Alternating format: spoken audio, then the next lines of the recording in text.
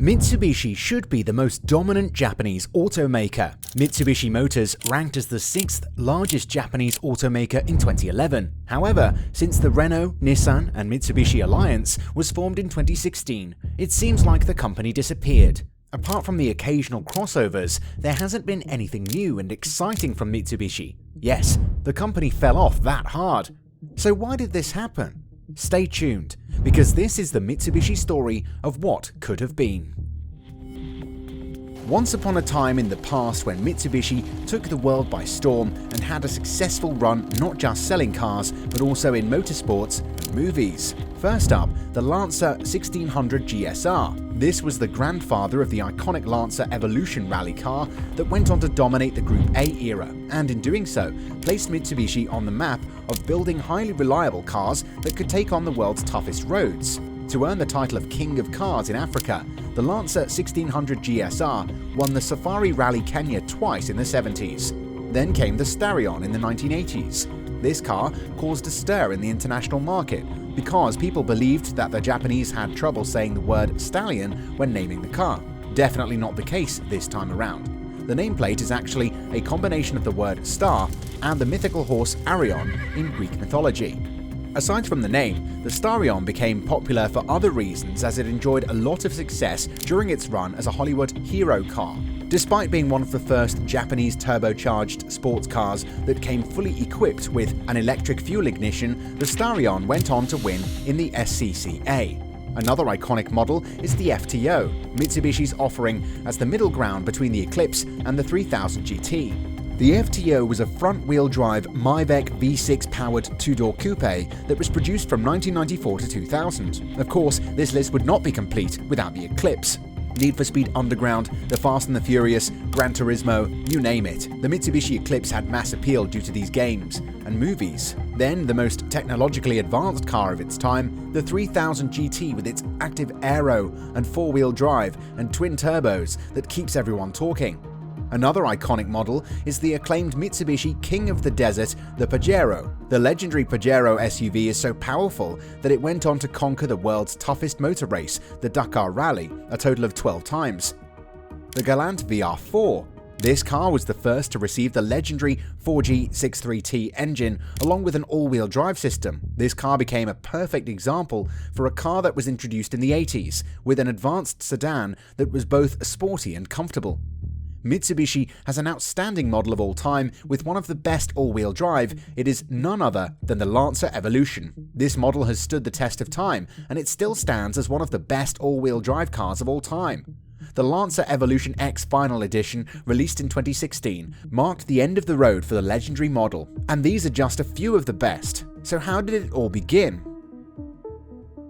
The origin of Mitsubishi can be traced to its roots far back to 1870, when it was just a shipping firm founded by Yataro Iwasaki. He started this shipping firm with just 3 old steamships, but his younger brother, his eldest son, and his nephew would expand the business into other fields during their individual tenures as the company's president, such that they were setting the foundation for the Mitsubishi Automobile Company.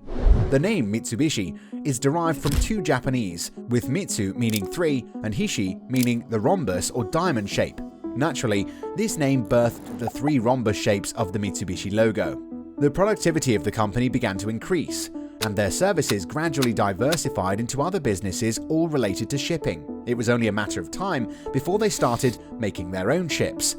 By the 1910s, you could say there was a newly industrialized Japan. The next biggest thing was cars. In 1917, the company made the switch and introduced its first car, the Mitsubishi Model A. Did you know it was a hand-built luxury car? It was quite expensive, but still couldn't compete against foreign imports. So the production of the Model A stopped 5 years later. Mitsubishi tried again in 1934 with the four-wheel drive PX33. The car was commissioned by the militaristic Japanese government for its war effort against China. During this manufacturing process, 4 prototypes were made, but the car never made it into production. But it wasn't an all-round failure though. Mitsubishi might not have figured out cars, but they already had fully operational buses to their name. The presence of the Second World War, which spanned from 1939 to 1945, which brought the world to a halt. But when it was done, production continued. The company introduced the Silver Pigeon scooter in 1946, and then the small three-wheeled cargo vehicle called the Mitsubishi in 1947. Also around this time, the now dormant Mitsubishi aircraft factory began producing car bodies for the companies that we know today as Nissan and Toyota. By 1950, Mitsubishi was a large industrial and family-run business. This made the Allied powers that occupied Japan after the war nervous. Hence, the company was split up in 1950 into three companies: the East, the West, and the Central Japan Heavy Industries. These companies also made deals with American companies in order to weather the storm. By 1952, the occupation of Japan came to an end, but the three companies remained separate until 1964, when they merged into one to form Mitsubishi Heavy Industries Limited.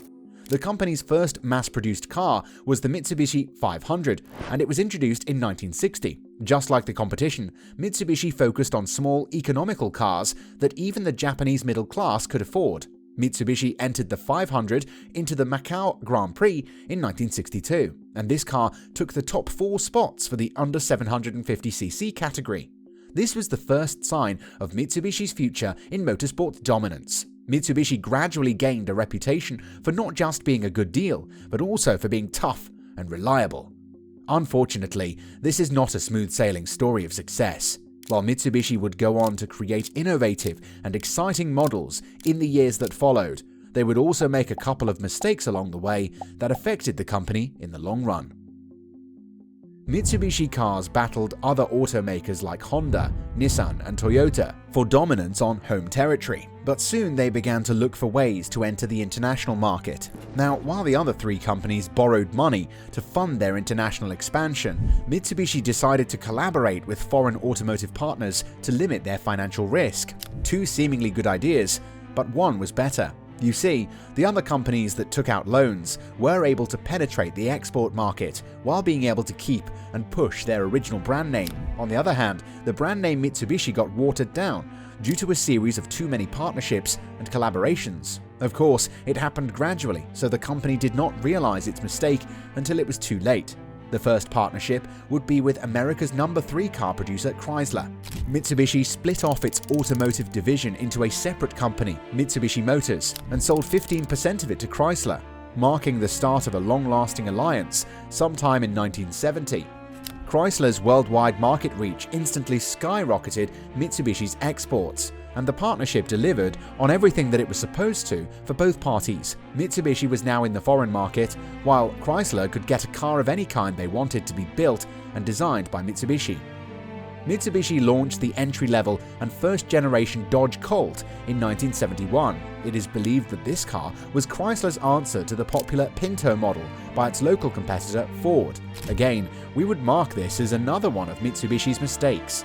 During the years that followed, Mitsubishi would churn out car after car that could compete with what Chrysler deemed the most popular cars, rather than focus on establishing its own Mitsubishi brand.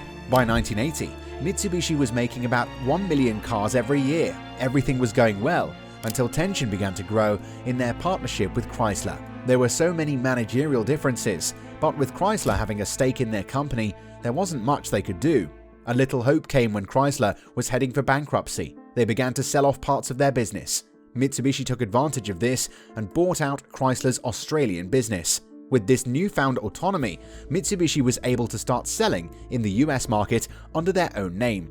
Although Mitsubishi was offering more than just the regular economy cars, they didn't do as well as they hoped they would. You see, Mitsubishi was late to the party. Honda, Nissan, and Toyota had been selling cars in North America for well over a decade, and in that time, they had established a fail-proof dealer network from coast to coast. On the other hand, Mitsubishi was entering the US market with just 70 dealers in only 22 out of the 50 states. To make things worse, the company's focus on expansion to the US had led to other Japanese automakers dominating the European market that they had penetrated early on. This didn't stop production though. By 1990, Mitsubishi was making all kinds of vehicles. They had mass-market cars like the Mirage, SUVs, sports cars, and even luxury cars. Production of cars had increased to about 1.5 million per year, not to mention its trucks and buses. Again, Mitsubishi would make the mistake of reacting to the new models of its Japanese competitors. By producing cars that could rival every other big Japanese automaker, Mitsubishi was spreading itself thin in the process. Although this continued into the 2010s, Mitsubishi still occasionally released some top-quality models. Unfortunately, their annual sales never got over 11,000, and by the first half of 2014, they sold only 1,700 units worldwide. The company's production in Western Europe ended in 2012, while US production ended in 2015. By 2016, Nissan had purchased a 34% controlling stake in Mitsubishi. Sadly, this meant that Mitsubishi was now a subsidiary of its longtime Japanese competitor. As part of the Renault-Nissan alliance, Mitsubishi announced that its new cars will only use Nissan platforms. They exited the UK market in 2021 and announced they would end production of the world-class Pajero. Partnerships can be a great thing, but as the case with Mitsubishi proved, relying on another company to grow your business can be a big mistake. A story of what could have been, wouldn't you say?